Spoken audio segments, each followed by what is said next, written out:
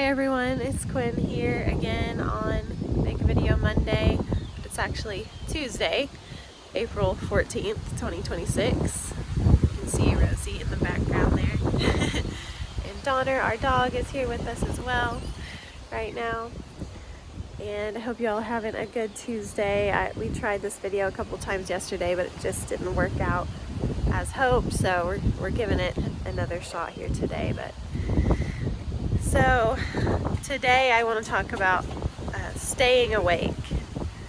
Basically, the biblical command Jesus gives us as his followers to watch, especially as it regards to the last days, the end times, which he foretold us about all these signs, all these things that would start happening, especially regarding Israel, and wars happening, disasters, and just the rise of technology and knowledge and all this global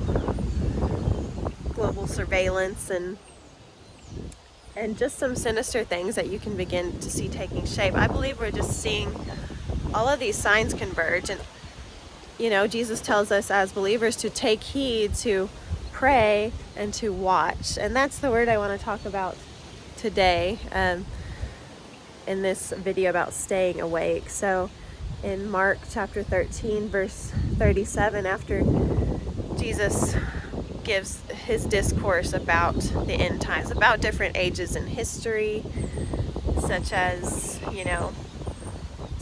the church age and an age of persecution for Christians when Christianity first began to spread. I believe he describes different ages, and he also describes an age yet to come, but we may be very well on the precipice of. Anyway, all that to say, at the end of all that, Jesus says in the last verse, 37, he says, what I say unto you, I say unto all, watch. And so digging into that, I wanted to know more what he meant by that. So I looked up the original Greek word for watch, and it was gregoreo. And the literal meaning of that was to stay awake. And it's funny what that reminded me of. It reminded me of this movie that came out in 2007 that I watched with my family way back in the day, and it was called The Invasion, starring Nicole Kidman and Daniel Craig. And it's an alien movie, and speaking of aliens, we hear a lot about aliens these days, don't we? But I just encourage all of you out there to not be deceived about aliens, because the Bible doesn't say there's aliens, but it does say there's demons and spiritual beings that are real.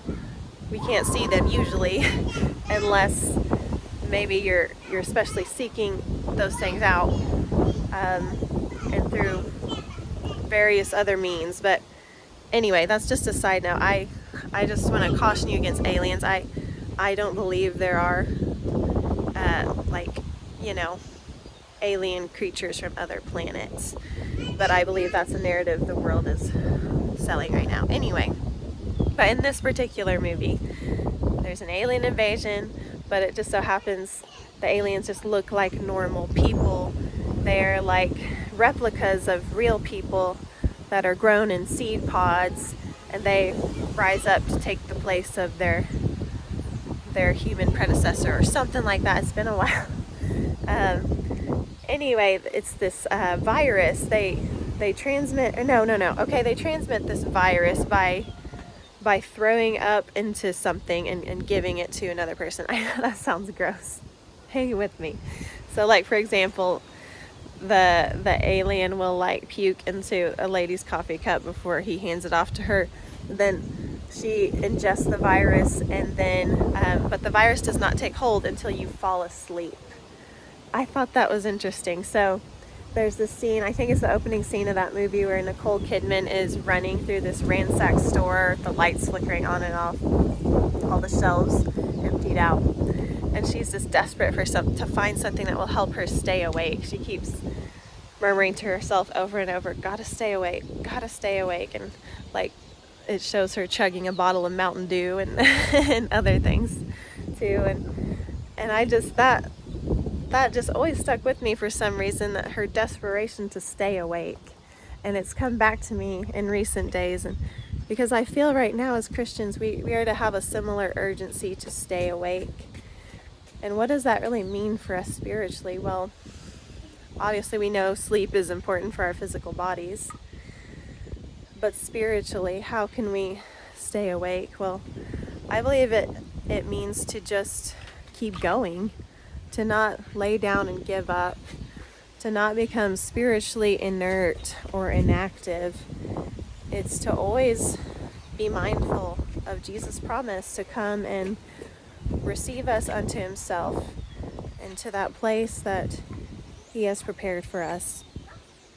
So I believe that's what a little bit of what he means when he tells us to watch and to stay awake. And I know those of you who are parents who've had a little newborn baby know the importance of staying awake. You have to, because a baby is depending on you, right? And my kids are a little bit older now, but I still fight that battle some days, and you wake up tired and you just tell yourself over and over, I gotta stay awake, Lord, please help me stay awake. Not just awake almost, but also mentally sharp. You have to be aware of what they're doing at all times. And some days it's like I have to tape my eyelids open to do that. But I think the same urgency is implied in this command Jesus gives. Whatever you have to do to keep yourself awake and going forward, you need to make it of the utmost priority to do that, because this is so critical, and it's so important that Christians continue to carry the light, be the light in the last days, point others to the hope of salvation in Jesus Christ. And I just want to encourage you all to keep doing that today, and to remember that it says in Psalm 121, the Lord who keeps you, he never slumbers or sleeps, and he is the one who gives rest for your soul, and also the strength to keep going too, it says elsewhere. So yeah, I think that was about all we had for today.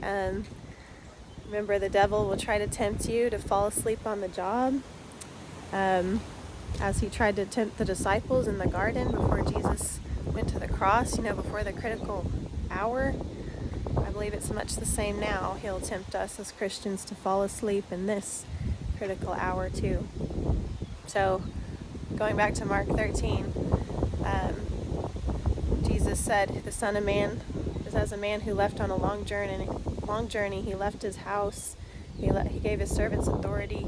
He gave them work to do, and he left a porter to watch. And I believe all of those responsibilities are given in our lives as individuals, as Christians. When he comes, we don't want him to find us sleeping. We want to be able to greet him with readiness, with alertness, and with joy. So that is my prayer for you all, my encouragement today. And thank you guys so much for listening again. And we love y'all, and God bless y'all. And thank you for being an encouragement to us. And we'll see you next time. Bye. You guys want to say bye? Bye-bye. Good job.